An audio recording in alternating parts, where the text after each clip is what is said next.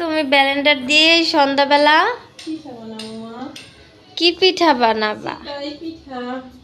চিতই পিঠা বানাবা? কিভাবে বানাবা চিতই পিঠা? হ্যাঁ, আমাদের ঘরের রুমের ওইদিকে কোনো সুইচ নাই, একটা আছে শুধু ফ্রিজের সুইচ, এগুলা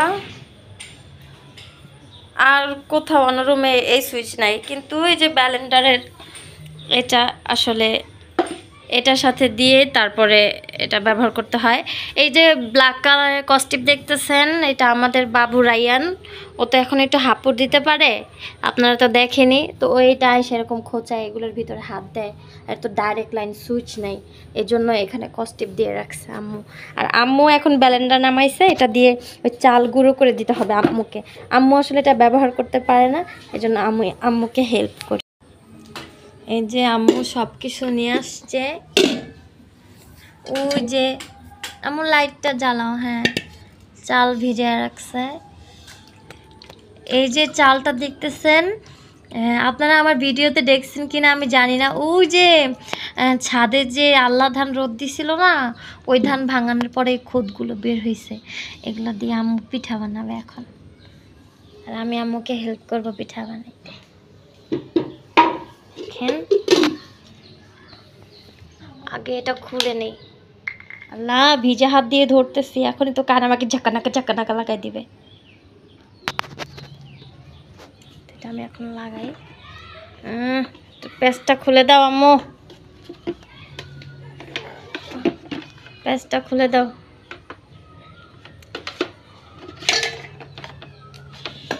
আম্মু মিউ মিউ করে কি?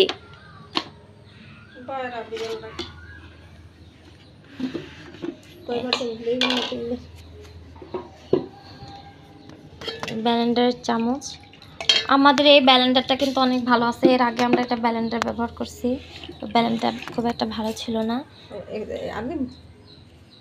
দাও আর দাও, সমস্যা নেই, না কোনো সমস্যা নেই, বেশি হলে ভিজে রাখছো না অনেকক্ষণ, তারপরে আবার খুদ না হয়েছে, আর দেওয়া লাগবে না। কি করো, খাইয়া দেখো, হ্যাঁ দেখি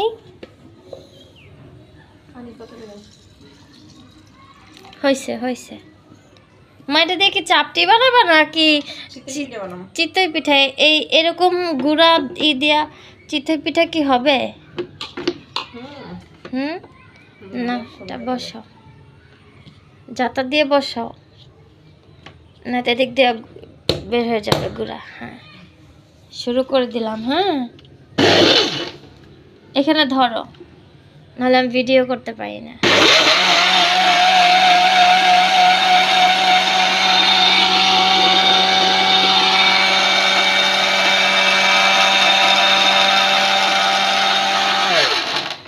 একটু থেমে থেমে করবো, নাহলে ব্লেন্ডার গরম হয়ে যায়। ধরছো, দেখি হয়েছে কি ভিতরে কতটুকু, ওই যে দেখা যায়।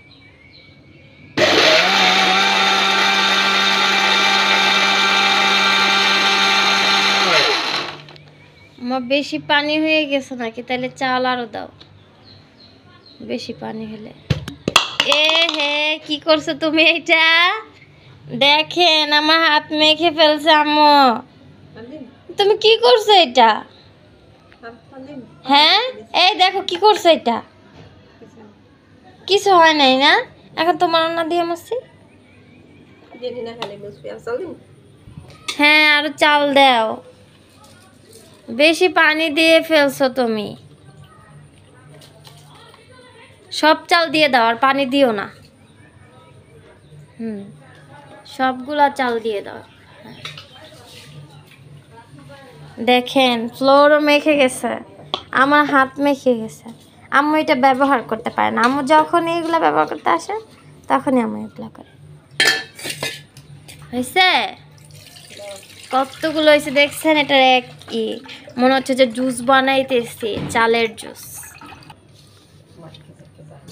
হয়েছে। আর কাছানো লাগবে না, না পানি কমানো লাগবে না। এখন চাল বেশি দিছো না, না এটা লাগাই ফেলাও। আমার আম্মু কিন্তু চাইলে এটা ব্যবহার করতে পারে, কিন্তু সে কখনো এটা ট্রাই করে না আসলে, যার কারণে ব্যবহার করতেই পারে না। আবার স্টার্ট করতেছে।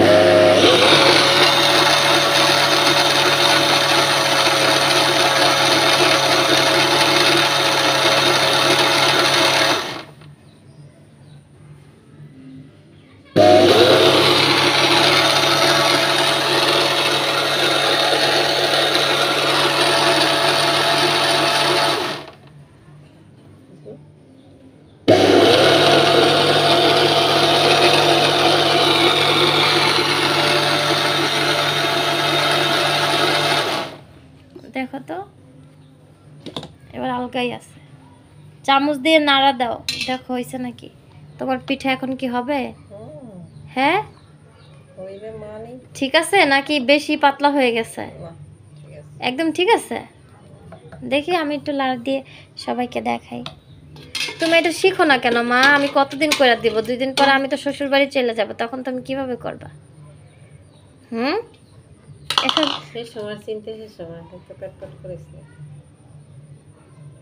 দেখছেন আমার আম্মু কিভাবে কথা বলে? আমার আম্মু সবসময় এভাবেই কথা বলে, দেখে রাখেন সবাই আমার আম্মুর কথা। আমার কাছে তো মনে হইতেছে বেশি পাতলা হয়ে গেছে। হ্যাঁ চলবে? হ্যাঁ নামাই ফেলাও, খুলো। দাঁড়া দাঁড়া, এটা আমি টান দিয়ে খুলে ফেলি আগে, নাহলে শর্ট করবে।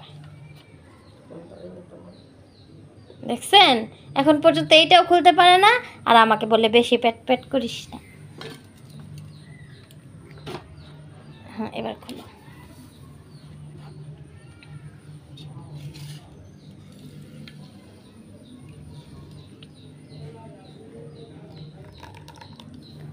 না বেশি তো ঘন হয় না, ঠিকই আছে। ওই যে দেখি দেখি দেখি, দেখো দেখছেন সুন্দর হয়েছে তো।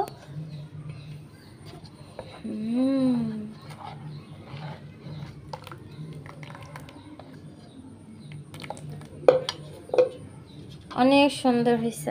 আমার আম্মু কিন্তু এইসব মানে গ্রামাঞ্চলের পিঠা অনেক সুন্দর করে বানাইতে পারে। মানে আমার আম্মু আগের যুগের মানুষ তো, কিছু কিছু জিনিস অনেক ভালো পারে।